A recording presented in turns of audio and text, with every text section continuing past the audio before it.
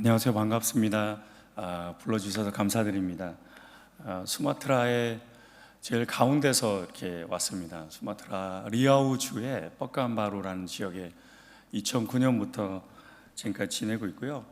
연합교회는 2년 전에 저희 한선협 50주년 예배 드릴 때 와서 식사를 너무 잘 해주셨던 기억이 있는데 오늘 더 맛있게 먹은 것 같습니다.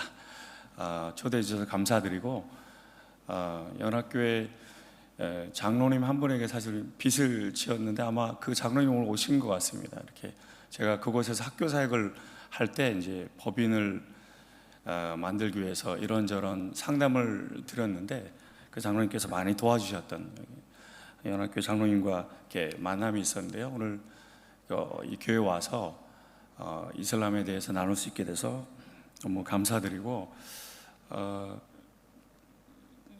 5분 10분 정도 제가 그곳에서 2009년부터 지내고 살아가고 있는 사역 이야기 잠깐 드리고요.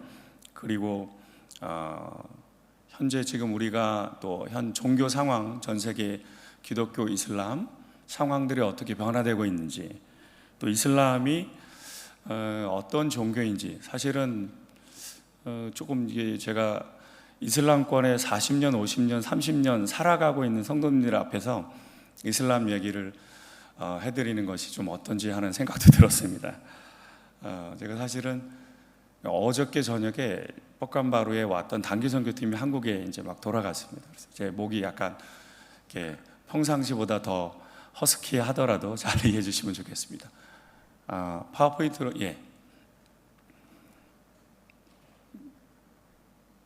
저희 가족이 처음에 와서 반둥에서 언어 공부했을 때 모습이고요. 이렇게 이제 많이 자랐습니다.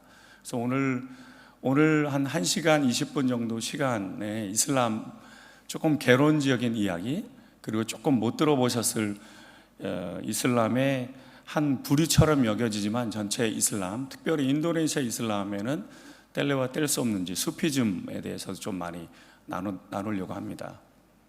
그리고 이슬람 실제적으로 실천하는 것들, 저희가 지금부터 이제 조금 있으면 경험하실 텐데, 라마단도 경험하실 테고, 늘 기도하는 것, 금요 예배 다 그런 것들이 다 이슬람의 실천과 관련되어 있는데요. 그런 것들 좀 정리해서 함께 이해하는 시간 됐으면 좋겠습니다. 저는 수마트라에 10개 주가 있는데요. 수마트라 10개 주 중에 뻑간바루라는 도시에 2009년부터 지금까지 사역하고 있습니다.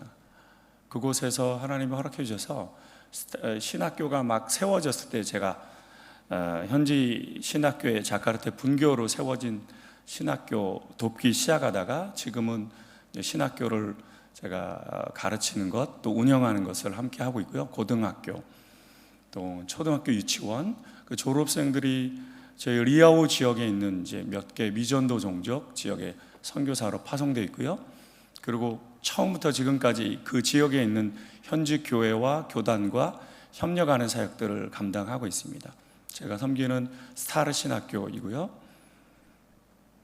2008년에 세워진 스타르 신학교가 2012년부터 정식 졸업생을 배출해서 지금까지 한 300여 명 이상 매년 기독교 교육학과 또 신학과, 리아우 주 인구가 한 700만 명 정도 되는 주입니다. 그것은 이제 뻑간바루 도시에 허가받은 유일한 신학교입니다. 이제 기독교인들이 많지 않은 곳이다 보니까 신학교 역할이 중요한데, 하나님께서 은혜 주셔서 지금까지 신학교에서 학생들을 가르치고, 2019년도에는 사실은 저희 자카르타 현지 학교가 그 뻑간바루에 있는 학교를 법적으로는 법인이 인수하던 울타리가 되어 있었는데, 이제 뻑간바루 스타르 신학교가 성장하다 보니까 자카르타 법인과 함께 갈 수 없는 상황이 돼서 이제 선교사들이 이끌어가는 법인에서 정식으로 저희가 이끌어가고 있습니다. 지금은 이제 정규 과정에 한 110명, 120명 정도 학생들, 그 다음에 집중 과정으로 온라인 수업도 하고 있는데요. 한 20여 명 학생들이 공부하고 있습니다. 지방에 있는 학교여서 사실은 좋은 인재를 찾기가 어려운 상황입니다. 그래서 작년에 4년간 섬기던 학장님이 그만두시면서 이제는 제가 학장 업무를 법적으로 그냥 이름만 학장이 아니라 사인을 다 하는 지금 학장 일도 함께 보고 있습니다. 제가 깃답을 받은 지 지금 7년째 깃답을 받고 사역하고 있는데, 그래서 사실은 좀 조심스러운 부분들이 있습니다. 그럼에도 불구하고 작년부터는 이제 학장 일, 아이들 가르치고 신학교를 운영하는 일도 이제 같이 하고 있고요. 그곳에 신학 고등학교, 기숙 고등학교이죠. 고등학교가 이제 세워졌습니다. 2018년에 제가 속해 있는 리아우주는 아마 뻑간바로에 혹시 와보신 분 계실까요? 한 분 계시고, 예. 그리고 아마 들어보신 분이 좀 계실지 모르겠는데 대부분이 남한보다 조금 작은 땅이다 제가 그렇게 표현하는데요. 그 지역의 80% 이상이 다 팜농장입니다. 팜농장 곳곳에 공부하는 학생들, 고등학교는 뻑간바로에서 매단에서 부모님들이 다 보내는데, 그래서 2018년에 저희 기숙고등학교가 세워진 이후로는 기숙사가 사실은 제한되어 있긴 하지만 한 100여 명 정도 학생들이 신학생들과 함께 동일하게 이제 공부하고 있습니다. 저희 졸업생들이 주로 교사가 돼서 가르치고, 또 고등학교는 완전히 다 자립이 돼서 학비를 학생들이 다 내면서 공부하고 있습니다. 또 이제 도시 외곽에 저희 신학교가 위치해 있는데요. 초등학교가 2020년에 이제 하나님의 은혜로 이제 설립이 됐습니다. 2020년에 CTS의 미라클 7천 열방을 향하여라는 그 프로그램이 제가 나간 적이 있는데요. 그 일을 통해서 어느 한 독지가 가정에서 초등학교 건물을 세워줘서 지금은 신학교 캠퍼스 부지 위에 이제 4개 학년까지 점점 학생들이 더 올라가고 있는데요. 초등학교 공부도 하고 있고, 한켠에 유치원은 제일 먼저 저희가 시작했습니다. 그 지역 주민들을 위해서 유치원도 저희가 운영하고 있고, 함께 저와 제 아내가 아이들을 가르치고 있습니다. 그리고 이제 저희가 그곳에서 이렇게 내부적인 교회를 위한 사역만이 아니라 저희 신학교의 목적이 To reach the unreached people, 복음이 미치지 않는 자들에게 복음을 전하는 것이 저희 신학교의 모토인데요. 저희 졸업생들을 8, 9년 전부터 오지 미전도 종족 지역에 이제 파송하고 있습니다.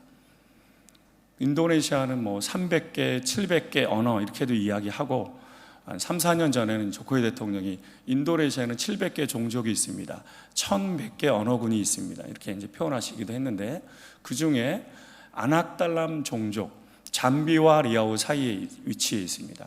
사실은 제가 인도네시아 700여 개 종족을 다 가보지는 않았지만 제일 낙후된 종족 중에 하나가 아낙달람 종족입니다. 산지에 주민등록 이렇게 교육의 기회도 없이 살아가는 종족인데요. 그 종족에 저희 졸업생을 7년 전부터 파송해서 총 7개 마을에 저희 졸업생 10명이 이제는 저희가 사택도 만들었고, 그곳에 세워진 학교에서 학생들을 가르치는 일들을 2개 마을에서 하고 있습니다. 제 사역 소개하는 게 주가 아니어서 짤막하게 잠깐 소개하려고 이 신학교 사역을 통해서 학생들을 리아우 지역에서 선교하는 일을 하고 있는 선교사다 생각해 주시면 좋겠습니다. 그런 면에서 제가 이슬람이 리아우 주는 90%가 이제 이슬람이고 10% 정도 크리스찬들이 있는 이유는 그 10% 크리스찬들은 거의 100% 바탁 이주민들입니다. 니아스 이주민들입니다. 일부 화교 그리스도인들인 것이죠. 이분들이 10%의 그 그리스도인들의 비율을 차지하고 있고, 그곳의 주 종족은 몰라유족, 또 자바 이주민들, 또 미낭 이주민들이 90%의 무슬림들을 이루고 있습니다. 그곳에서 기독교인들이 소수로 살아가고 있는데, 이 소수의 그리스도인들이 하나님의 사람으로 잘 살아갈 수 있도록 하는 일들을 이제 하고 있습니다. 먼저 이 짧은 영상인데요, 한번 전 세계의 주요 5대 종교가 어떻게 성장해 왔는지, 성장하고 있는지 보여주는 짤막한 영상입니다. 한번 보시겠습니다. 한번 클릭해 주시겠습니까?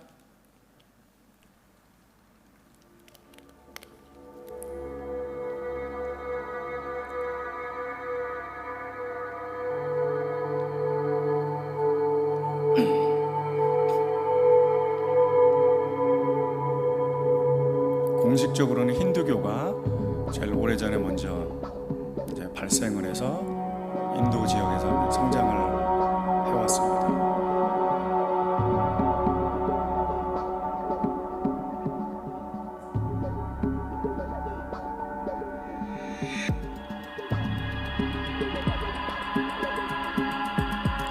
그리고 이제 불교가 발생해서 인도를 중심으로 동남아로 확산이 되었습니다.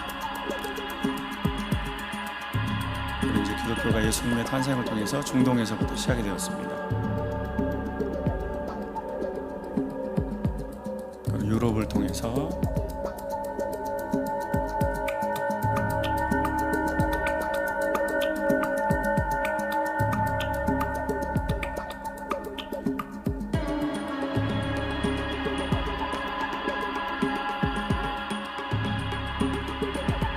또 600년도에 이슬람교가 발생해서 기독교가 확산됐던 지역이 다시 이슬람교로 바뀌어지는 과정입니다.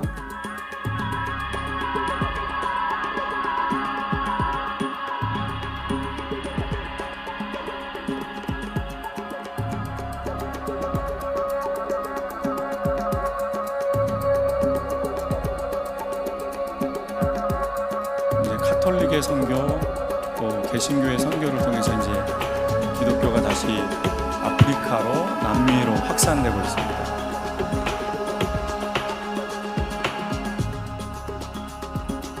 이슬람교는 북아프리카 지역, 중동 지역, 19세기가 위대한 선교의 시기를 지나면서 그리고 이제 그 이후에 이스라엘이 설립이 되면서 이제 유대교가 이스라엘 중심으로 이제 남아 있습니다. 지금 보시는 저 그림이 대략 현재 전 세계에 5대 종교가 위치한 지역들을 표시하고 있습니다. 이게 잘 안 보이시죠? 지금 2023년을 보면 기독교가 성장하는 비율은 크게 늘고 있지 않습니다. 기독교는 이제는 거의 정체 상태로 32%, 33% 정도, 지금 80억 인구 중에 그 정도 퍼센테이지 유지하고 있고, 이슬람교가 갈수록 성장하고 있습니다. 나머지 종교들은 정체되거나 줄어들고 있거나. 그래서 이 도표를 보시면 기독교인 비율은 이제는 더 이상 늘어가고 있지 않아요. 전 세계 인구 대비해서 33, 4, 5%까지 올라가다가 지금은 32%, 33%. 이슬람교는 10%, 15%, 20%. 이제 2070년에는 기독교와 거의 비슷해질 수치를 예상하고 있고요. 2100년에는 기독교 인구보다 더 많아질 것이다, 이렇게 예측이 되고 있습니다. 또 그런 상황에서 제가 아까와 비슷한 영상인데요. 한 번 더 클릭해 주시겠습니까?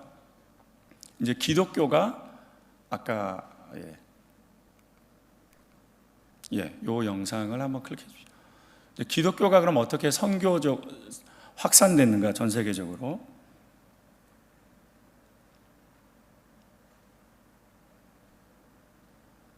이것도 좀 소리가 있을 것 같습니다.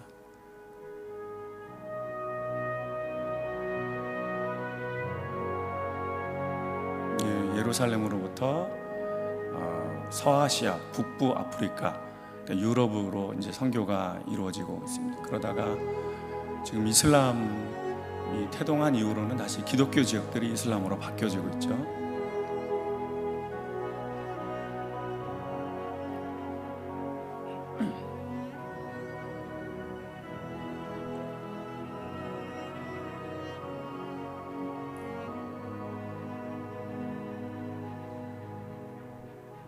몽골이 한때 지배했을 때 이제 기독교가, 그리고 다시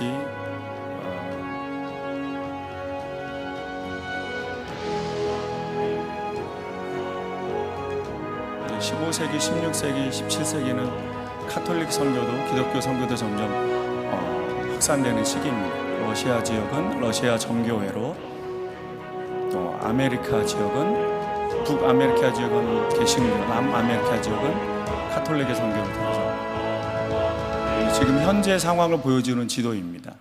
하얀색으로 표시되어 있는 지역은 기독교이든 러시아 정교회이든 아니면 개신교이든 전 세계에 저렇게 분포되어 있고요. 그리고 이제 기독교 자체 내에도 점점 기독교를 선교했던 유럽, 미국의 퍼센테이지가 점점 줄어들고 있습니다. 그리고 많이 들어보셨을 텐데 이제 남미의 기독교, 아프리카의 기독교, 또 아시아의 기독교인들 숫자가 점점 늘어가면서 이제는 선교적인 역할을 이전에 해왔던 유럽의 교회, 미국의 교회가 아니라 아시아의 교회, 아프리카의 교회, 남미의 교회가 감당하고 있는 상황입니다.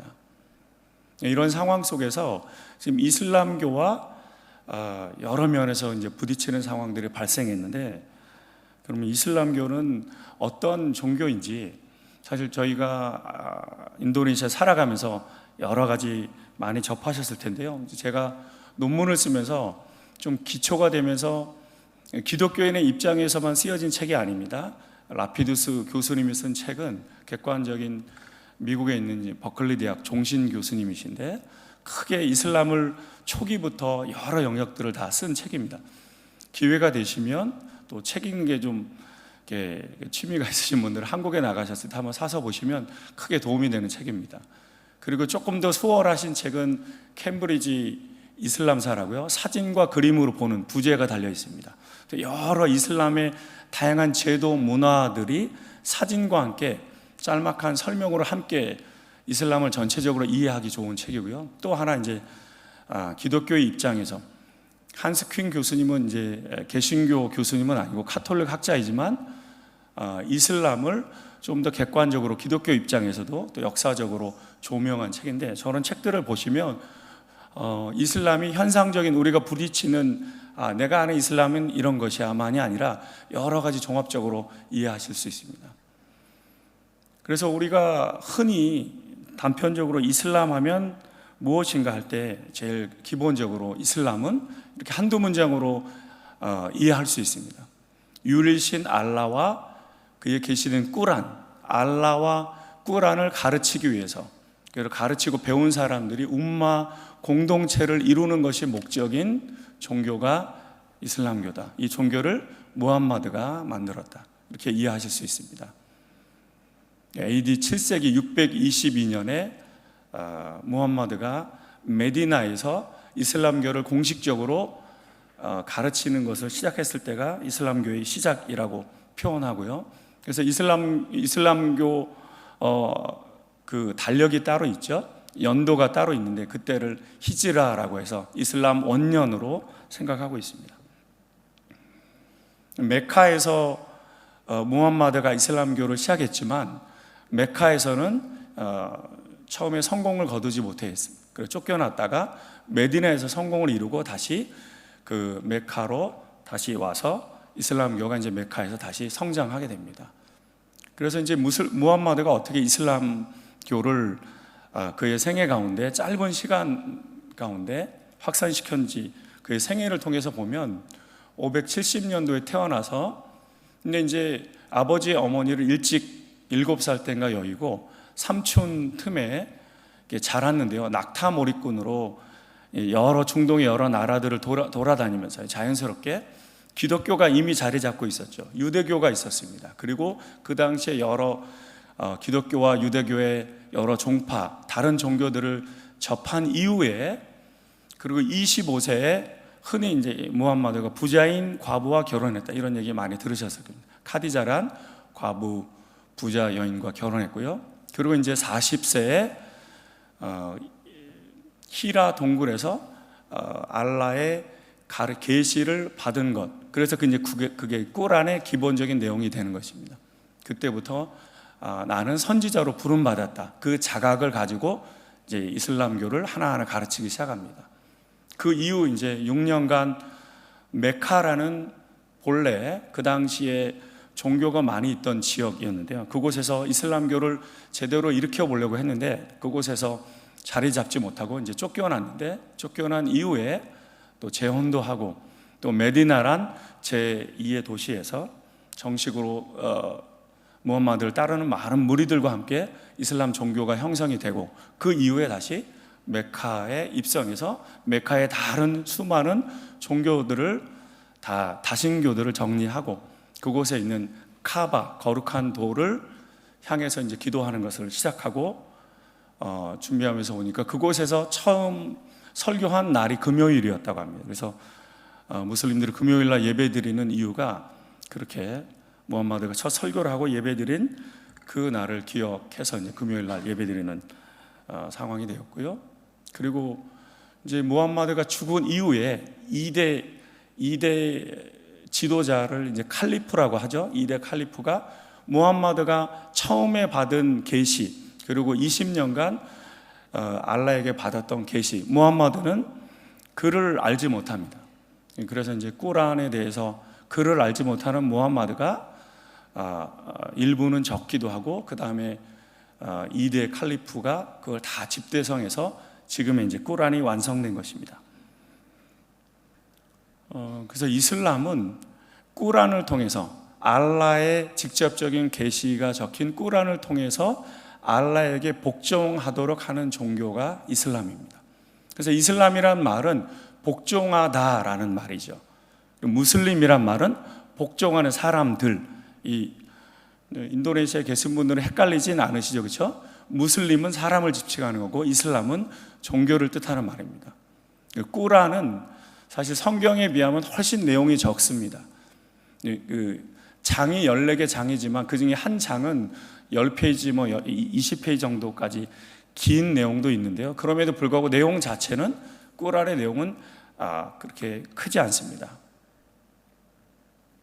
그래서 이슬람교를 조금 더 제가 말씀드리면, 이슬람교의 모태는 아브라함에게서 나왔다. 그러니까 아브라함에게서 나온 종교가 이슬람교, 유대교, 기독교. 먼저 나온 것이 유대교, 그 다음에 이제 기독교. 그 이후에 아브라함의 아들인 이스마엘을 통해서, 이스마엘이 무슬림들이 이스마엘을 이제 믿음의 조상으로 여기는 거죠.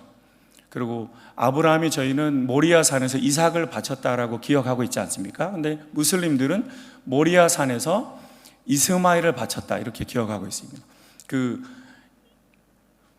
예루살렘의 모리아 산에서 이삭을 바친 장소가 예루살렘 성전이라고 합니다. 그 성전에 이스마엘을 바친 장소가 모리아 산, 예루살렘 성전이 있는 곳이기 때문에 무슬림들에게도 예루살렘은 성지가 되는 것입니다. 지금 조금 이따도 한번 잠깐 말씀드리긴 하겠지만요, 지금 왜 그렇게 예루살렘 성전에 이스라엘 군인들이 한 번씩 방문할 때 큰 문제가 되는가 하면은, 예루살렘에 알-아크사라는 세계 3대 사원이 있어요. 세 번째로 똑같이 중요한 사원이 있는데, 그 사원이 아브라함이 이스마엘을 바친 것을 기념하는 사원입니다. 알-아크사라는 사원. 그래서 이제 똑같이 이슬람교도 아브라함을 믿음의 조상으로 생각하고, 그래서 사실은 한스 킹은 이 세 종교를 구분하면서 이렇게 이야기하죠. 유대교의 독특성은 이스마엘이 하나님의 민족이고 하나님의 땅, 그래서 하나님, 알라, 유일신 하나님과 이스라엘 관계 속에서 만들어진 종교가 유대교, 하나님이 예수님을 통해서 구원을 주신 종교가 기독교다. 근데 하나님, 무슬림들은 알라라고 표현하죠. 알라가 꾸란의 계시를 무함마드를 통해서 전달한 종교가 이슬람교이다. 그래서 이슬람에 있어서 이제 중요하게 저희가 핵심적으로 이해해야 할 것은 꾸란입니다. 무함마드보다 꾸란이 이슬람교, 무함마드는 창시한 예언자이고요. 물론 알라와 비슷하게 신격화하는 경향이 있지만, 그러나 철저하게 무슬림들은 무함마드가 하나의 예언자라는 것을 고백하고, 그 예언자가 알라의 말 꾸란을 무슬림들이 믿도록 또 순종하도록 하는 종교가 이슬람교다. 그래서 이슬람교의 핵심적인 독특성은 꾸란이다. 꾸란을 이해하는 것이 중요합니다. 근데 이제 꾸란을 해석할 때 무슬림들은 꾸란을 사실은 깊이 있게 해석하지 않습니다. 어떤 면에서 보면 성경은 2000년 동안 저희가 문자적으로도 이해하지만 성경의 배경도 이해하고 성경의 상황들도 이해하면서 저희가 성경을 이해하고 있는데요. 무슬림들은 꾸란을 해석하는 것에 대해서 상당히 보수적입니다. 그런 면에서 여러분 잘 아시겠지만 아랍어로 쓰인 꾸란 위에 다른 꾸란은 꾸란이 아닙니다. 아시죠? 그렇죠? 꾸란을 똑같이 한국어로 번역한 것은 꾸란이 아닙니다. 그냥 꾸란 번역본입니다. 꾸란을 인도네시아 말로 번역한 것은 인도네시아 꾸란 번역본입니다. 꾸란이라고 표현하지 않습니다. 한국어 성경 여러분 갖고 계신 게 성경입니까? 번역본입니까? 갑자기 이렇게 물어보니까 헷갈리시죠? 저희는 똑같이 하나님의 말씀으로 믿으시죠, 그렇죠? 히브리어를 안 배우시더라도 저희는 성경 말씀을 하나님의 말씀으로, 저도 히브리어가 어려웠습니다. 그러나 무슬림들은 그래서 지금도 아랍어를 중요하게 생각합니다. 아랍어를 배우도록 합니다. 여러분 혹시 들어보셨나요? 인도네시아 살아보셨으면 엠떼큐라는 표현 혹시 들어보셨는지 모르겠습니다. 엠떼큐라는 표현은 꾸란 암송 대회입니다. 인도네시아 전역에서 80년, 70년 된 꾸란 암송을 모든 무슬림 아이들은 어릴 때부터 아랍어를 이해하지 못해도 아랍어를 읽도록 가르칩니다. 시골일수록 저녁마다 이맘이 꾸란을 가르치기도 하고요. 학교에서 꾸란을 읽는 것을 가르칩니다. 꾸란을 잘 읽고 잘 외우는 대회를, 사진을 제가 찾아보니까 매단에 엠떼큐 대회에서 저 청년이 25주따를 받은 거예요. 25주따가 필요하신 분은 꾸란 암송대 자카르타에 나가시면 한 100주따 정도 하지 않을까 싶습니다. 아랍어로 된 꾸란을 이해하는 것이 무슬림들에게는 중요합니다. 마치 이슬람 신앙 고백 5개의 이슬람의 기본 실천이 있습니다. 샤하다, 신앙 고백을 통해서 무슬림이 됩니다. 그러니까 이슬람이 되는 방법은 아주 간단하죠. 샤하다를 고백하면 됩니다. 조금 이따 제가 샤하다가 뭔지 알려드리겠습니다. 그리고 성지순례와 금식을 통해서 전 세계 무슬림들이 하나가 되듯이, 이제 이 한스 킹이 쓴 글이에요. 아랍어 꾸란에 대한 믿음은 전 세계 모든 무슬림들을 한 이슬람 정체성을 갖도록 한다. 정말 이슬람은 샤하다를 통해서 아주 쉬운 한 문장을 고백하면 알라를 믿는 무슬림들이 되고요, 성지순례와 라마단을 통해서 전 세계 모든 무슬림들이 한 공동체임을, 또 아랍어 꾸란을 읽고 외우고 하면서 우리는 한 umma 공동체입니다, 이렇게 고백합니다. 그래서 무슬림들에게 꾸란은 절대적인 최고의 권위이고 이슬람의 신앙, 행동, 삶, 모든 이슬람적인 것의 기원, 기초, 기준이다. 다시 말합니다. 모든 이슬람적인 것의 기원, 기초, 기준은 꾸란이다. 꾸란은 알라가 계시하신 책이며 알라의 말씀입니다. 그것이 제일 핵심적인 이슬람 신앙의 고백입니다. 조금 저희 기독교와 다른 것을 제가 말씀해 드리려고, 흔히 기독교에서 하나님의 말씀은 기록된 말씀, 성경이죠, 그렇죠? 계시된 말씀, 예수 그리스도, 예수님이 말씀이지 않습니까? 요한복음에 말씀이, 태초에 말씀이 계시니라. 그 말씀이 곧 육신이 되신 거, 예수님이시고 선포된 말씀. 그래서 우리 연합교회에서 우리 목사님 주의 사자가 말씀의 사자 이렇게 표현하지 않습니까? 말씀을 전하는. 인도네시아 교회가 2년 전에 성경을 새롭게 번역했습니다. 한국은 여러 번 성경 번역이 많이 이루어졌는데요, 인도네시아가 한 40년 만에 성경을 번역했습니다. 성경 봉헌식을 하는데 인도네시아 수백 개 교단이 다 모여서, 제가 마치 구약시대의 뭔가 제사 의식을 보는 듯한 이렇게 영상을 봤는데요, 번역된 첫 성경을 이렇게 가운을 입은 어느 담당하는 목사님이 성경을 들고 앞으로 쭉 가시는 거예요. 근데 이제 성경의 중요성을 기독교인들을 그렇게 이제 믿고 있는데, 사실은 이제 설교에 대해서 우리가 얘기할 때 설교는 텍스트, 그 본문 그 성경 그 자체를 컨텍스트, 상황 하에서 다시 하나님이 어떻게 말씀하시는가 큐티하는 것도 그런 것이잖아요. 지금 이 말씀, 하나님이 오늘 나에게 주신 이 아까 고린도전서 9장 19절의 말씀이 내 생활 속에서 내 상황에서는 어떻게 말씀하시는가, 우리는 그것을 믿고 받아들입니다. 설교하는 것도 마찬가지. 목사님이 성경, 구약 성경 그 자체만 설교하시지 않아요. 그것을 지금 이 시대 가운데 우리 교회 상황에서 어떻게 말씀하시는가. 근데 이 무슬림들은 사실은 그렇게 해석하는 것에 대해서 사실은 많이 열려 있지 않습니다.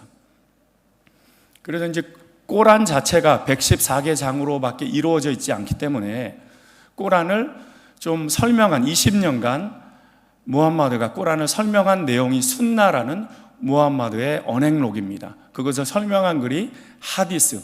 그래서 무슬림들에게는 이 세 가지가 무슬림들 모든 삶의 또 기초가 되는 거죠. 제일 중요한 기초는 꼬란. 꼬란을 조금 더 보완하면서 설명한 내용이 순나, 하디스. 그것을 이제 전통이라고 표현하죠.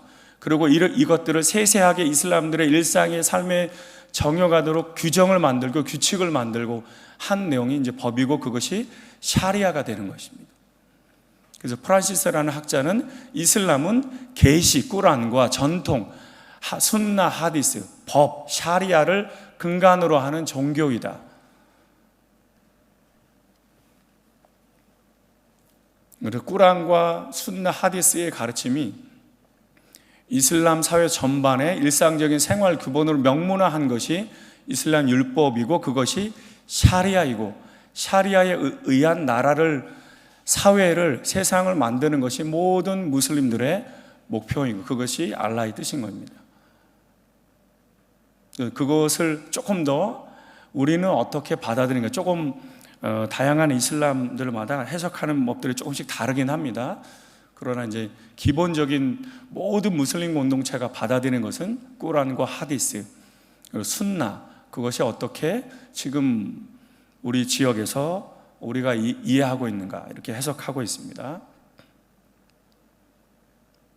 한 가지 여기서 좀 더 제가 논문으로 이제 인도네시아 이슬람을 보면, 인도네시아 이슬람은 꼭 이런 율법 중심의 이슬람만은 아니고요. 이슬람이 처음부터 전래될 때부터 이슬람은 상인을 통해서 또 수피에 의해서 전래됐고, 인도네시아 이미 있던 문화 속에서 수용되었기 때문에 사실 이제 수피즘이 인도네시아 이슬람을 이해할 때 이제 중요합니다. 그래서 오늘 일반적인 수피즘 여기까지 조금 해드리고, 내일 인도네시아 이슬람은 무엇인가, 수피즘이 어떻게 전래됐고, 지금 인도네시아 현 상황 속에서 있는 이슬람 단체들은 어떤 단체들이고, 그러면 조금 좀 큰 틀에서 인도네시아 상황에서 이슬람 선교가 어떻게 이루어지면 좋겠다, 이런 얘기를 내일 좀 해드리려고 하고요.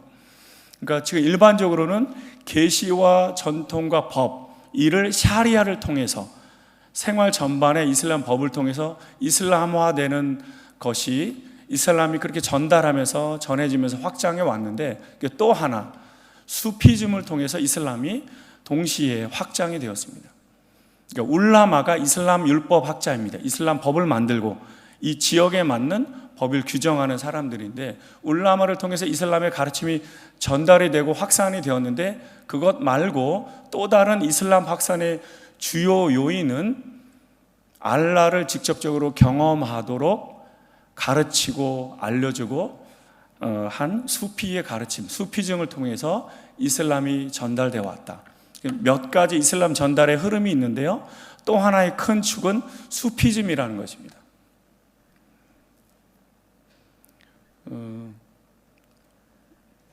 제가 이제 요 내용은 좀 뒷부분에 이슬람의 확산 부분에 있어서 좀 알려드리겠습니다.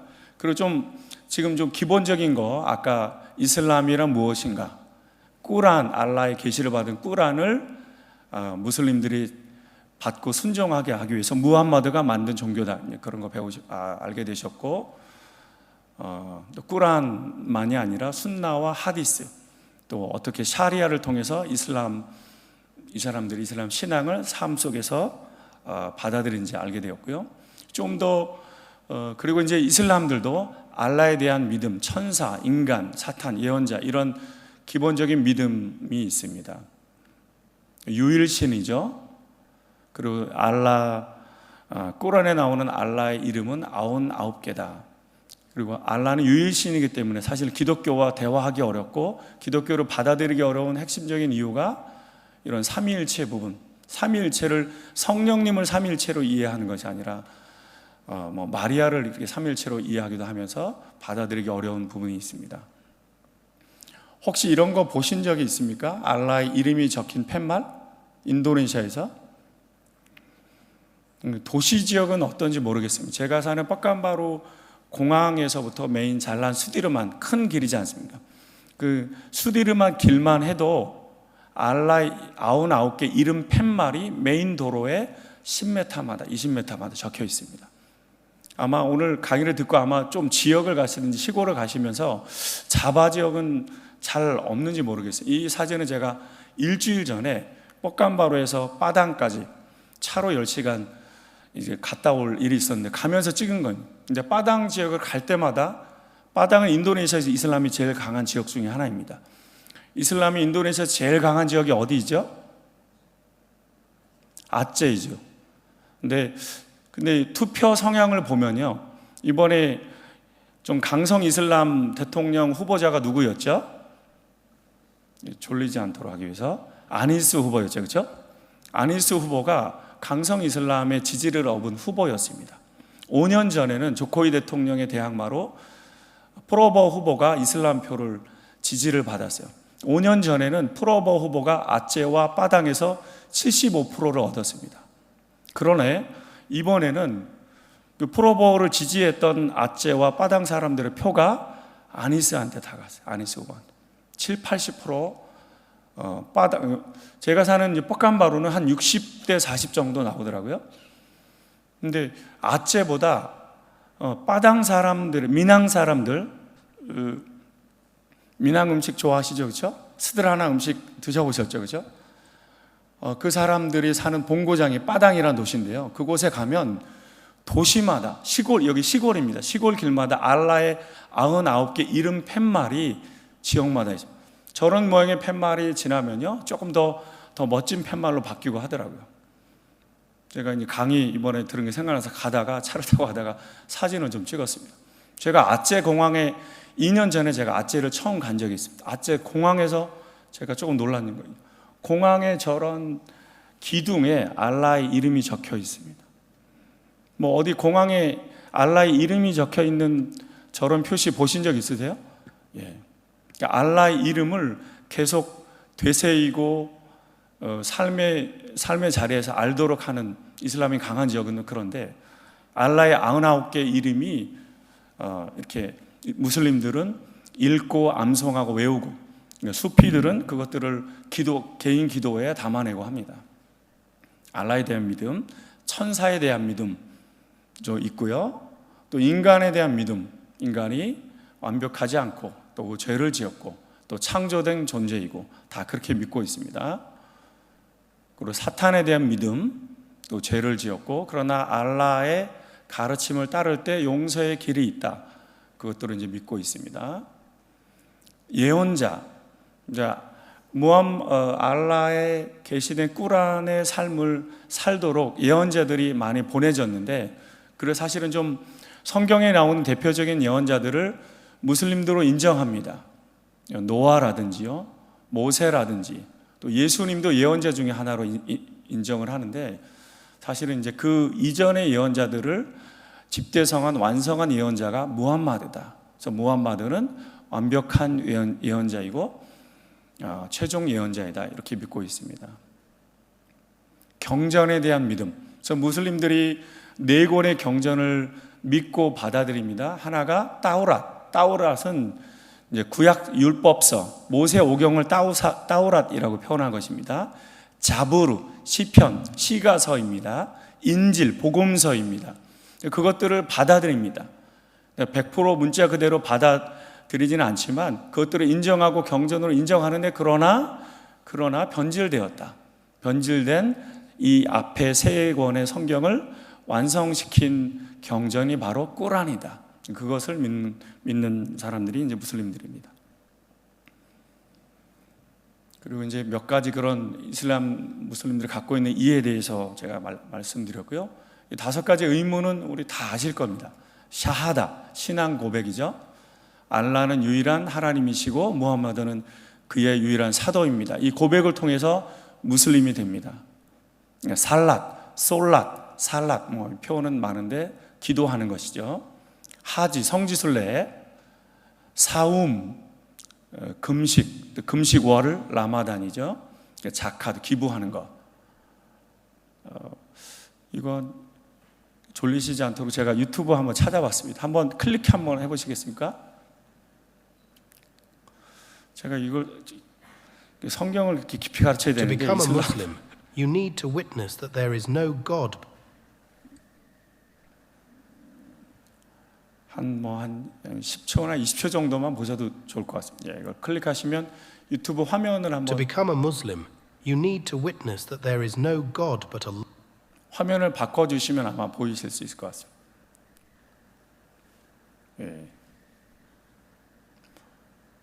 샤하다를 저렇게 치시면 And 저거는 Muhammad is his messenger. 약간 전도하기 This 위해서 is 만든 것 called 같아요. the Shahada, and you need to say it in Arabic. 샤하다는 아랍말로 해야 된다는 거죠. Allah, ilaha, illallah, wa ashhadu. 저도 잘 발음 못해서 제가 발음하지. 그 정도만 한번 Muhammadan, 됐습니다. Rasulullah.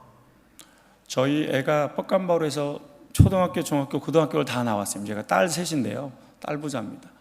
저희 애들은 아살라무 알라이쿰, 이슬람 사람은 와라이쿰 살람 이렇게 하는 인사이지 않습니까? 아이들은 그걸 다 학교에서 배우니까요. 자연스럽게 하는데, 그리고 뻑간바로의 그 제2 언어는 여기 현지 학교를 다니면 자바어를 배워야 됩니다.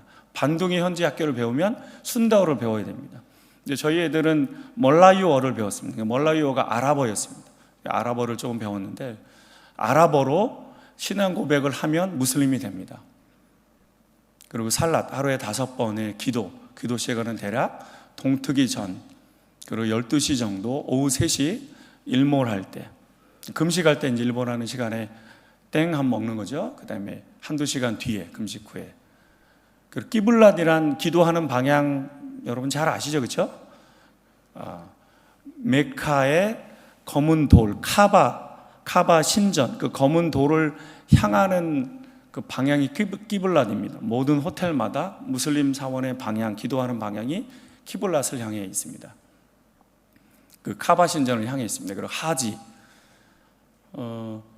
무슬림들이 중요하게 생각하는 세계 3대 성지가 메카, 메디나, 그리고 사실 예루살렘도 포함되어 있습니다. 예루살렘 성지순례를 직접 많이 가진 않지만 그 근방에 있는 무슬림들은 요르단에 이스라엘과 경계가 되어 있는데요.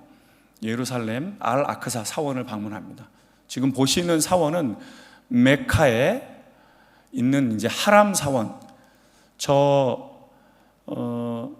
카바 신전입니다. 거룩한 돌, 이슬람교가 생겨나기 전부터 있었던 돌인데요. 저 돌 주위로 빙글빙글 도는 것입니다. 아마 인도네시아 저녁 뉴스 보면 저 도는 거 모든 인도네시아 방송이 다 보여지고 있는데요. 매년 아마 수백 명, 수천 명 정도가 저 돌을 하지 때 돌다가 압사당하는 거 아시죠? 그렇죠? 기사 많이 보시죠. 인도네시아 분들도 성지순례 쿼터가 전 세계에서 제일 많은 나라가 인도네시아입니다. 인도네시아 무슬림 인구가 전 세계에서 제일 많기 때문에 제가 전에 보았던 기사에는 1년에 쿼터가 100만 명, 최근에 20만 명 공식적으로 그 이상 가고 싶은 사람이 줄을 섰습니다. 하지를 가고 싶은 사람이 줄을 섰는데 이제 인도네시아에게 허락된 1년의 하지 쿼터가 20만 명입니다. 그러니까 우리가 성지순례 한국 사람들이 예루살렘 비교도 안 됩니다. 그래서 수천 명씩 이렇게 사망하고, 나이 드신 분들이 많이 가시지 않습니까? 성지순례 한번 가려면 60주따 정도, 50주따 정도 들어요. 공항 같은 게 성지순례 하러 가는 분들 보면 다 할머니 할아버지들 다 그 가방까지 세트로 다 맞춰가지고요. 그러니까 그 안에서 성지순례 하시다가 천국 간다고 믿고 못 돌아오시는 분들도 있죠. 근데 이슬람의 의무로 여기니까 그곳에서 사망하면 천국에 직행한다 이렇게 믿고 있는 거죠. 이제 그 메디나, 메카와 메디나를 방문하는 코스입니다. 메디나에는 이슬람이 시작된 장소, 이슬람이 시작된 곳이기도 하고 무함마드의 무덤이 있는 사원이 있습니다. 나바위라는 사원이라고 하고요. 그리고 아까 말씀드린 알-아크사 사원. 그러니까 실천이 알라의 뜻에 살아가도록 일상의 삶에서 규정화하고 법제화하는 실질적으로 실천적으로 5가지 이 규정을 통해서 의무를 통해서 알라와 가깝게 살아가도록 아까 말씀드린 아랍어 성경을 통해서 전 세계 무슬림들이 다 하나임을 라마단 금식을 통해서 성지순례를 통해서 그 이슬람의 정체성이 강화되는 것이죠. 준비하면서 제가 어느 권사님이 이게 다르다고 제가 처음 알았습니다.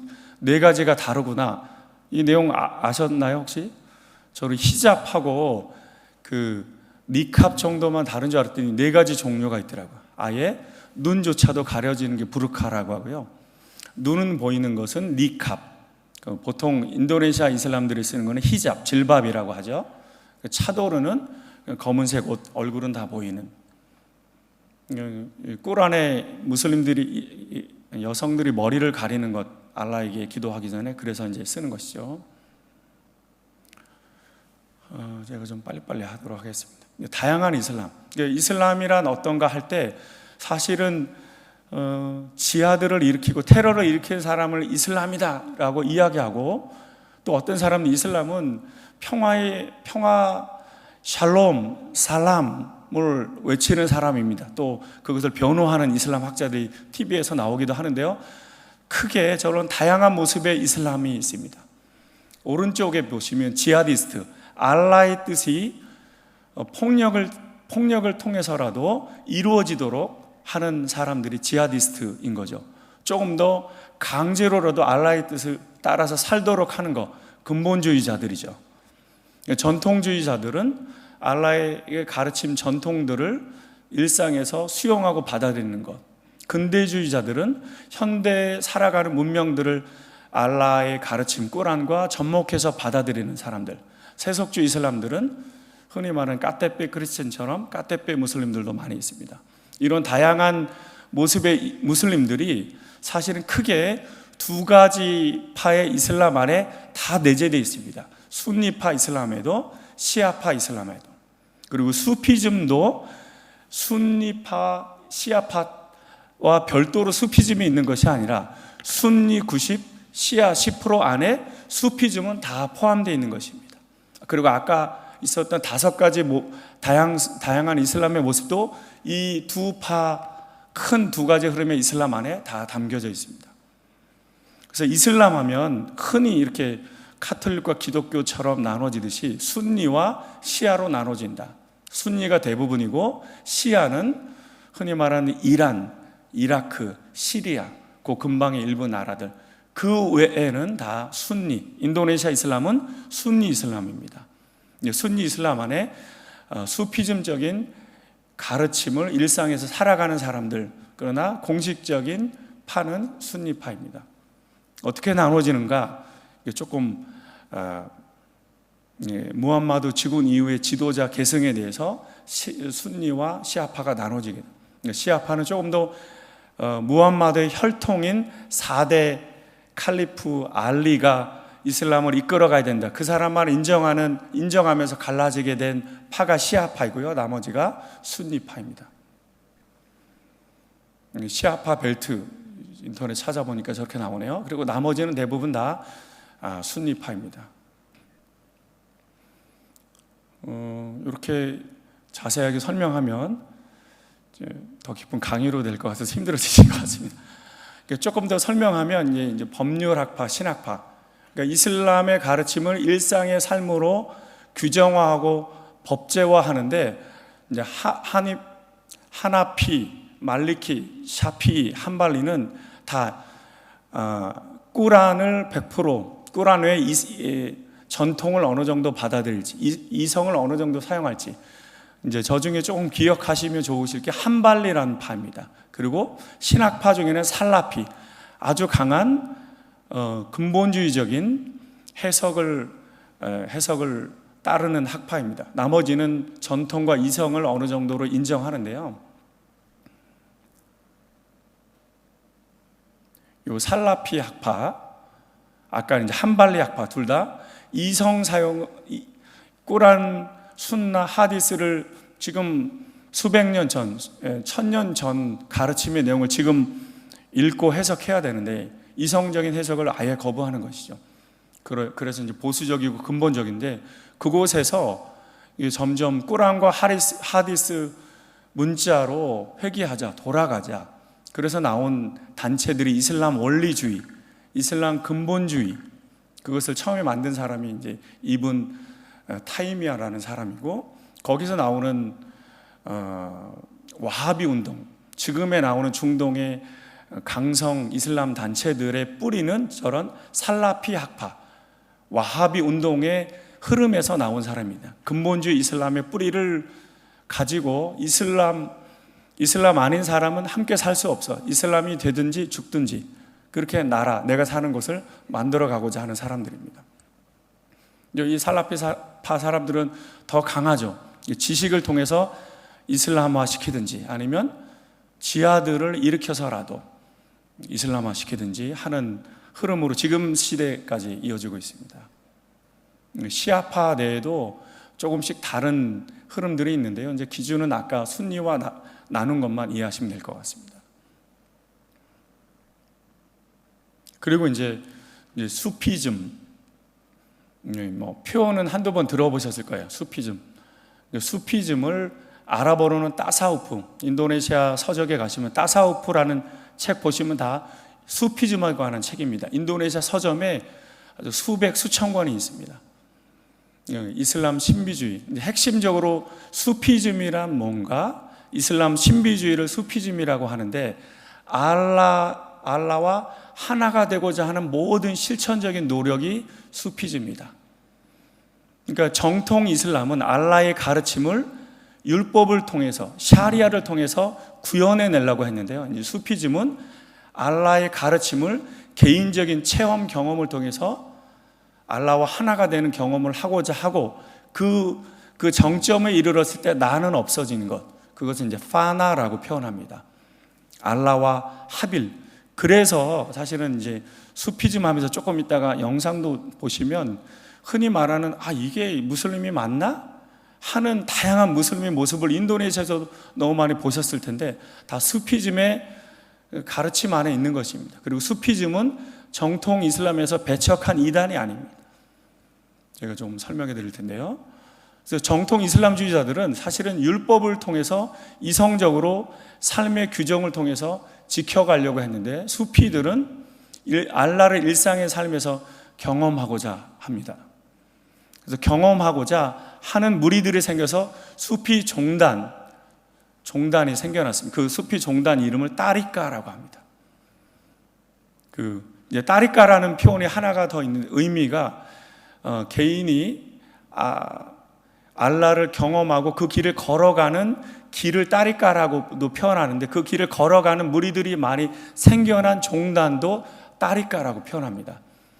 근데 이제 따리까라는 표현을 설명을 왜 드리냐면 샤리와 알라의 가르침을 일상의 삶의 다양한 법을 통해서 이루어내서 umma 공동체가 되는 것, 그리고 따리까 알라의 가르침을 규정과 법이 아닌 내 개인의 삶, 그렇게 매일 일상의 삶에서 경험하고 나를 포기하고 나를 죽이고 알라와 가까이 가는 노력, 따리까가 함께 알라의 가르침을 만들어가는 것, 이 두 가지 바퀴를 통해서 이슬람이 확산이 되고 있고 지금도 이슬람 신앙이 메마르지 않는 것이죠. 흔히 말하면 사실은 이슬람의 확산에 대해서 한 손에는 칼, 무력과 정복을 통해서, 한 손에는 꾸란, 이 꾸란이 이제 울라마를 통해서 가르쳐지고 사람들이 꾸란을 이해하고 그래서 샤리아를 한 지역에 만들어내고 하는데요. 사실 일반적으로는 초창기는 무력을 통해서 이슬람이 확산이 되었고, 그리고 그 이후에는 이주하게 되고 상인들의 활동, 또 수피즘, 매일의 일상에서 이슬람을 받아들이는 사람들을 통해서 이슬람이 전 세계적으로 확산이 됐습니다. 한 20년 전에 이슬람의 선교 전략이란 책을 쓴 어느 선교사님의 내용에 보면 무슬림이 지금 이 시대 가운데 위에 5가지 방법을 통해서 확산하고 있습니다. 이슬람은 선교하는 종교입니다. 다와라는 말이 선교라는 말입니다. 아랍어로. 그 무슬림 선교사들을 다이라고 합니다. 다이. 무슬림 선교사들을 다와하는 것. 한국에도 무슬림 선교사들이 꽤 와 있죠, 그렇죠? 그리고 회교 사원을 설립하는 것. 각 지역마다 회교 사원이 제대로 없는데 회교 사원이 점점 설립이 되고 공식적인 모스크가 지역마다 보여질 때 이슬람교가 우리 삶에, 우리 믿음에 가까워진다. 모스크 설립하는 것들이 이슬람의 주요한 선교 전략입니다. 인도네시아에서는 사실 너무 당연하게 우리가 너무 자주 보지 않습니까? 시골에 가면 제가 한 수십 차례 돈을 달라고 하는 사람들을 경험합니다. 엊그저께도 2시간, 3시간 팜농장에 가서 제가 말씀을 전하고 왔는데, 가는 길에 모스크 사원 크던 작던 설립하는데 그 사원 설립한 돈 달라고 하지 않습니다. 그리고 이제 이민하는 이민자들을 통해서 이슬람교가 확산되고요. 이슬람교들은 아이들을 많이 낳죠. 보통 지하들을 통해서도, 또 샤리아를 통해서 이슬람교가 확산되고 있습니다. 10세기 이전에는 정복을 통해서 북아프리카, 스페인, 지중해 연안에 많이 확산이 되었습니다. 13세기 이후에 바닷길을 통해서 인도의 이슬람이 확산된 이유는 상인, 그리고 수피즘, 상인인 수피즘, 아니면 수피즘, 수피들이 이슬람의 가르침을 그곳에서 삶으로 살아내고 전했던 사람들을 통해서 인도가 이슬람화, 인도의 일부 지역들이 무슬림화 되었고요. 지금 인도네시아 다 마찬가지입니다. 그래서 수피즘을 공부하면서 제가 수피즘이 이슬람 사회에 어떤 영향을 미쳤는가, 정복, 또 어떤 이주를 통해서만이 아니라 수피즘을 통해서 수피즘이 이슬람의 확산에 큰 영향을 미쳤다. 왜냐하면 수피즘은 이제 광용적이고 포용적입니다. 현장의 그 지역의 문화와 그 지역 사람들의 생활 풍습을 존중하면서 이슬람의 가르침을 전합니다. 그리고 동서양의 다양한 문화와 종교의 전통적인 요소들을 포용했고, 인도네시아가 대표적이죠. 그래서 이슬람이 각 지역에 정착할 수 있었습니다. 이슬람 신앙의 중심은 꾸란과 하디스, 또 이것을 법으로 만든 샤리아였는데, 알라와의 하나됨, 알라와의 합의를 추구하는 슈피즘 또한 또 하나의 이슬람 신앙의 중심이었다. 그러니까 이슬람 신앙의 중심이 샤리아, 또 하나는 수피즘을 통한 따리까, 수피즘이 중심이었다. 이렇게 이제 이해할 수 있어요. 둘 다 이슬람을 확산시키는, 무력을 통해서 이슬람이 확산되었고, 이슬람 율법을 통해서, 샤리아를 통해서, 수피즘을 통해서 이슬람이 확산되었다. 이해하시면 될 것 같습니다. 사실은 이제 중세 카톨릭의 선교는 독신 수도사들, 수도원을 통해서 카톨릭이 확산이 되었습니다. 안본을 가시면, 동쪽의 오지 지역들을 가시면 사실 카톨릭 교회의 선교 흔적들이 남아 있습니다. 싱글인 독신 수도사들, 이슬람 선교도 마찬가지입니다. 독신 수피들이 오지 곳곳에 이슬람을 확산시켰습니다. 예를 들면 울라마는 뭐냐면 이슬람 율법 학자를 울라마라고 합니다. 울라마가 샤리아를 정착시켰습니다. 그래서 알라의 가르침을 무슬림들에게 가르치면서 샤리아가 한 지역에 정착되도록 공동체 내부가 보존하고 발전시키는 역할을 했다면, 수피는 따리까, 알라를 개인적으로 경험하는 내면적인 길을 통해서 이슬람의 가르침이 실생활에서 적용되도록 하였습니다. 그래서 울라마들은 주로 도시 지역에서, 이슬람 공동체가 잘 자리 잡힌 지역에서, 또 수피들은 오히려 더 이슬람이 이제 막 시작된 지역, 특히 울라마들이 잘 없던 지역에서 수피들이 이슬람을 확산시켰습니다. 그래서 수피즘이 이슬람 대중화에도 기여했다. 사실 아까 꾸란은 아랍어로만 쓰여 있다 말씀드렸습니다. 근데 번역된 꾸란들이 생겨나기 시작했습니다. 수피가 이슬람의 알라의 가르침을 전하다 보니까 이제는 그렇다고 이제 번역된 꾸란이 정경 꾸란은 아니지만 번역하는 일이 시작이 되어서 저기 보시면 이제 한스킹이라는 학자는 힌디어 또는 페르시아어, 인도네시아 이런 다양한 언어들로 수피들이 꾸란을 번역하고 대중화하였다 이렇게 말할 수 있습니다.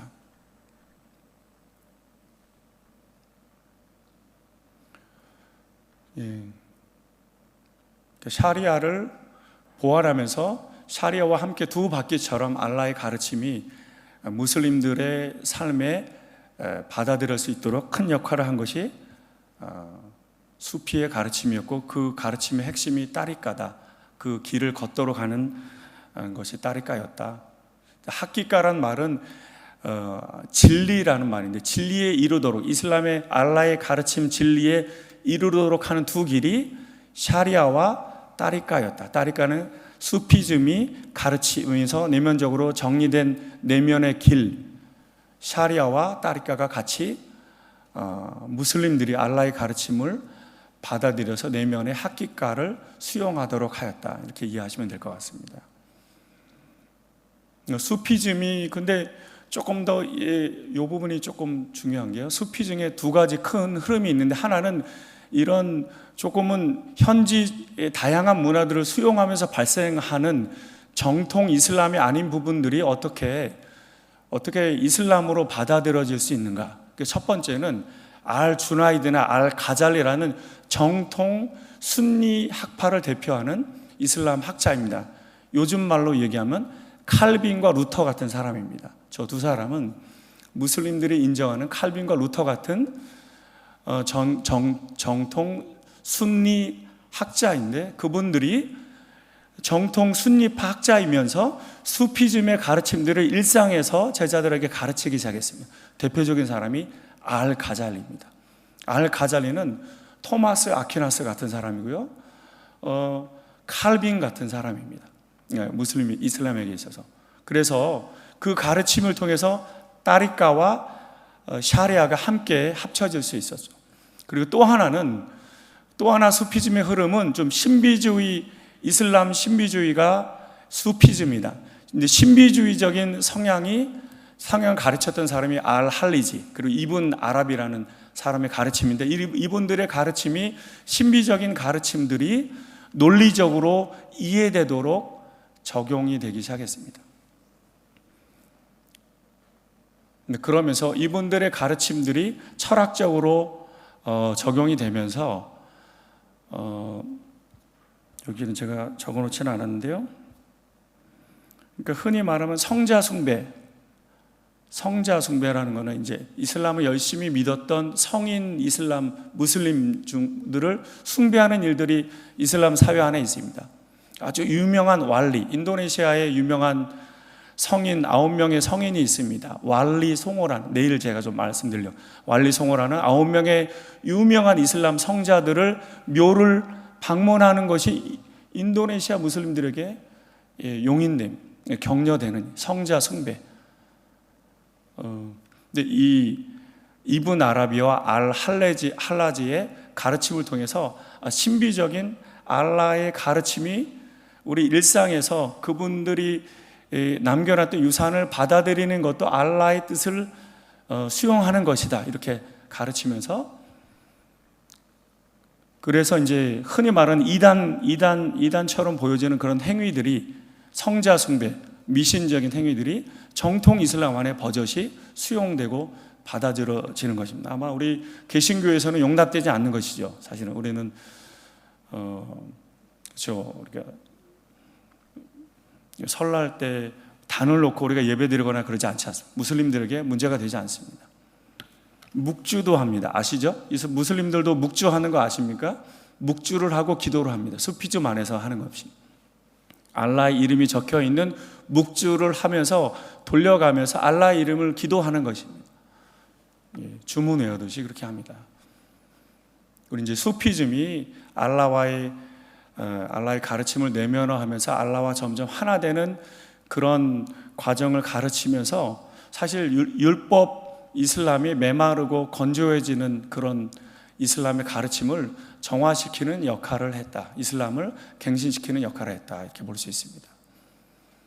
그리고 이제 수피즘의 가르침은 금욕과 가난을 통해서 알라에게 가까이 갈 수 있다. 내가 가진 것을 다 내려놓고 포기하고 나를 버리고 나를 포기할 때 알라와 가까이 갈 수 있다. 이런 가르침이죠.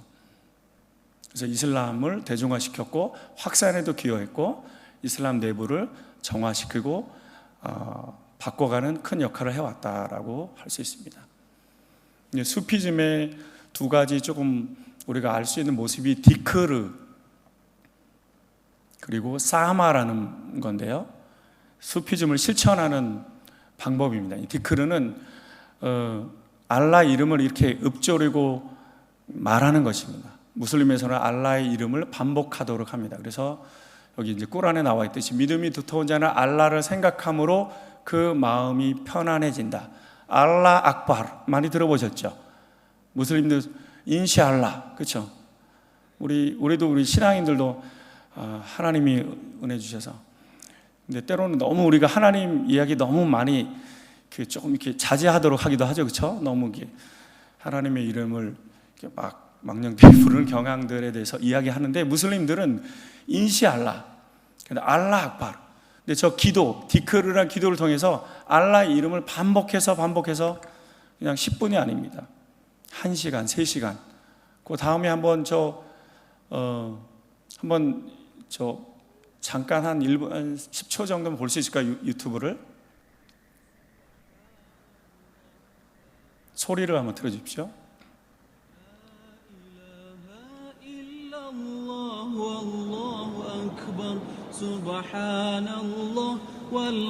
6시 15분 저녁 뉴스에 나오는 소리, 그렇죠? 인도네시아 메트로 TV 보시는 분들은 6시 15분 되면 모든 방송이 다 저 소리가 나옵니다. 수부하나 알라에게 영광을. 알라는 위대하다. 알라. 저 네 문장을 계속 반복합니다. 계속 듣고요. 저게 디크르입니다. 예, 됐습니다. 디크르를 반복하면서 황홀경에 빠지고 나는 없어지고 알라와 하나 되는 경험을 추구하는 것이 수피즘의 실천 방법입니다. 그렇게 입으로만 하다가 이제 춤을 추는 거예요. 그걸 사마라고 합니다. 제가 영상 한번 보시겠습니까? 사마.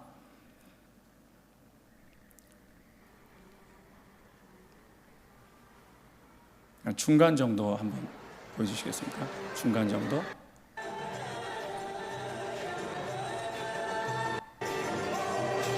가운데 빙글빙글 돌고 있죠. 춤추고 또 원통을 들고. 인도네시아입니다. 인도네시아의 한 회교사원 부산뜰엔에 있는 한 이슬람 공동체입니다. 근데 이 공동체의 저 사마 춤은 터키 루미가 만든 터키 한 마울리비아 수피 종단에서 지금 전 세계에 퍼져 있는 사마 회전 춤입니다. 그래서 사실은 이슬람을 저 회전 춤을 통해서 접하고 재밌다, 신기하다 여기는 한국 사람들이 많아졌습니다. 그리고 저 공연을 보러 가는 분 터키 가면 저 공연을 꼭 보는 사람들이 많아졌습니다. 이슬람이 가깝게 접해지는 것입니다. 그리고 이렇게 춤을 계속 추면서 황홀경에 빠지는 것. 내가 내 죄와 내가 갖고 있던 모든 삶의 무게들이 다 떠나가고 이것으로 조사오니 이렇게 여겨지는 거죠. 이게 수피 체험이고 수피의 일상의 알라를 경험하는 이제 방법입니다. 여기까지 오늘 제가 하려고 하는데요. 사실은 요 수피즘의 이제 실천 방법, 디크르와 사마를 좀 보면서 어떤 면에서는 사실은 저희들도 이제 통성 기도를 하거나 기도할 때 하나님의 이름을 자주 부르면서 하나님에 대한 생각으로 가득 차려고 기도하는 모습도 좀 비슷한 모습들이 있지 않나 하는 생각이 듭니다. 특히 오순절 찬양을 뜨겁게 하고 기도하고 할 때 한편으로는 이제 중언부언한다 생각할 수도 있는데, 한편으로는 다른 것으로 가득 차 있었는데 주여 주여 주여 하나님, 이렇게 30분 기도하시는 분도 있지 않습니까? 다른 기도, 구체적인 기도 제목 이야기하지 않고.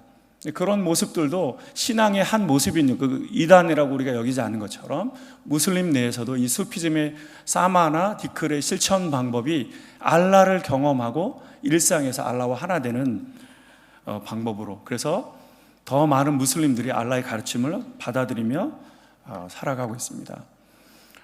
오늘 제가 좀 알려드린 이슬람에 대해서 이제 말씀드린 내용은, 이슬람이란 무엇인가, 이제 알라의 가르침을 꾸란을 통해서 무함마드가 전한 가르침인데요. 그 알라의 가르침이 샤리아를 통해서, 꾸란, 순나, 하디아를 통해서 전해진 샤리아의 이슬람 율법을 통해서만이 아니라 수피즘을 통해서 일상의 이슬람 무슬림들의 생활 속에, 또 도시 무슬림들에게, 시골 무슬림에게 뿐만이 아니라 도시 많은 공동체, 이 수피즘은 최근에는 치유하는 여러 프로그램을 통해서 확산되고 있습니다. 상담, 치유, 명상, 요가, 이런 모습을 통해서 수피즘이 이슬람 전도의 또 다른 모습으로 유럽의, 미국의 치유 공동체 모습으로 확산되고 있습니다. 사실은 이슬람을 그런 면에서 우리가 인도네시아에서 우리가 경험하는 이슬람만이 아니라 전체적인 이슬람이 무엇이고, 또 특별히 인도네시아 영향을 준 이슬람은 이제 수피즘에 영향받은 이슬람인데, 수피즘, 알라의 화골경을 경험하는 이 수피즘의 이슬람이 어떤 모습인지 오늘 제가 나눠드렸고요. 내일 오시는 분들은 그러면 인도네시아 이슬람은 구체적으로 수피즘, 또 샤리아에 영향받은 이슬람들은 어떤 이슬람인지 오전에 이어서 두 강의를 좀 나누도록 하겠습니다. 같이 기도하고, 기도 제목 제가 나누고 기도하고 마치겠습니다. 아까 서두에 제가 말씀드린 내용 기억하시면, 기독교는 비슷해지고 있습니다. 그리고 점점 줄어들고 있고 고령화되고 있고 깊어지지 않고 머물러 있는 흐름 가운데 있습니다. 무슬림은 여전히 확산되어지고 있습니다. 깊어지고 있습니다. 극단적인 표현으로 나타나는 이슬람의 모습이 있습니다. 지하드 운동을. 그러나 더 많은 이슬람을 평화의 종교로, 또 이슬람의 일상의 종교로, 회복의 종교로, 치유의 종교로 지금 확산되고 있습니다. 우리가 기도하고, 하나님, 아까 이제 수피즘을 통해서 이슬람이 율법의 종교만이 아니라 일상의 종교로 받아들여졌을 때 이슬람이 확산될 수 있었습니다. 그럼 예수님을 따르는 저희들도 우리가 성경 말씀을 예전에 믿었던, 주일에 믿는, 예배를 통해서만 받는 하나님과의 믿음이 아니라 일상의 가정에서, 직장에서 자녀들과 함께 하나님과 걸어가는 그 믿음으로 나의 믿음이 이어질 때 사실은 선교하는 우리의 모습이 될 수 있지 않을까, 절해질 수 있지 않을까 싶습니다. 우리가 함께 무슬림들을 기억하고 생각하면서, 하나님, 저희가 이 무슬림들보다 더 하나님을 더 제대로 열심히 믿는 하나님의 사람들이 될 수 있도록, 특별히 선교지 인도네시아에서 하나님의 사람들로 살아갈 수 있도록 주님 도와주시옵소서. 함께 소리내서 합심해서 기도하고 제가 기도하겠습니다. 하나님 감사합니다. 찬양합니다.